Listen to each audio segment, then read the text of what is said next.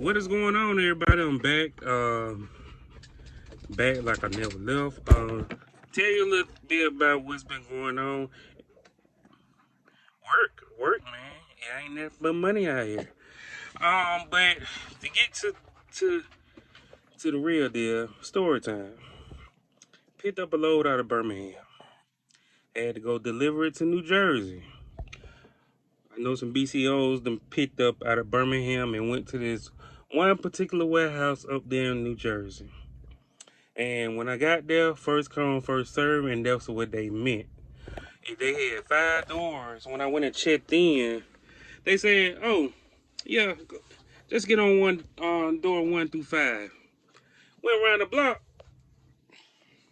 on the one door, and it was a whole line of trucks waiting to get unloaded too. I was there for like 5, 6 hours. I think I got there like at 1. Key thing is, I had a load to pick up that evening to come back to Georgia.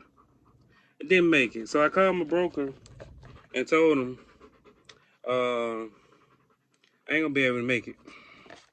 Which I was trying to get the load, pick up the load, so that way I can be halfway to Georgia before Wednesday, and I can go and pick up my next load and go on about my business. But no, I was there for 5 hours. I actually went to my next delivery. My next pickup, and I had picked up. Well, I picked up this morning, but I went there after I got unloaded, and I basically stayed at the dock overnight, and they had a 24-hour security guard. And I asked him, he was like, hey, and streets in New Jersey, they don't want you to come on that street. If I had a man call the police on me because I was trying to shut my doors, and I basically had moved across the street, and I'm just like, yo, just trying to close my door.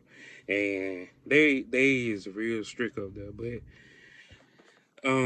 I end up bagging back up to the shipper and closed my doors over there, and got on the freeway, had a smooth sailing down here to North Carolina.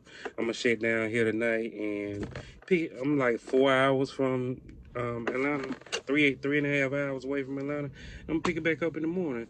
But on the way up to New Jersey, I had a coolant leak. So I was driving, and I seen water splashing, and it was like 3, 4 o'clock in the morning. I was gone. I was supposed to be I was gonna get at my shipper like at 8 o'clock that morning. That way I can go. I had my day planned out, and I seen water splashing. So I was looking at all my gauges and making sure nothing don't look out of the ordinary.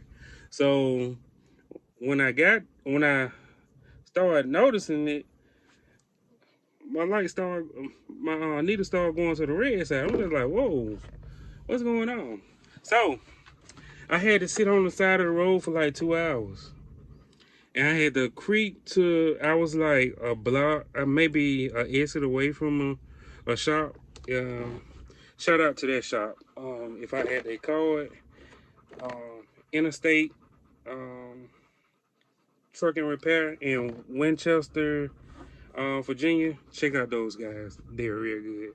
I don't like the price, but I had a little clamp that I guess it must have vibrated off my coolant tube hose that go to my depth tank, and yeah, a little small piece that they had to clamp back on and mount it back on the frame, and the labor for that they did it in about 15 minutes. I paid like $300, but I had to go get to my receiver. So everything good. I'm here. If you got any questions, subscribe, hit that like button. If you got any questions, I'll reach out and answer all your questions. All right, stay tuned to the next video.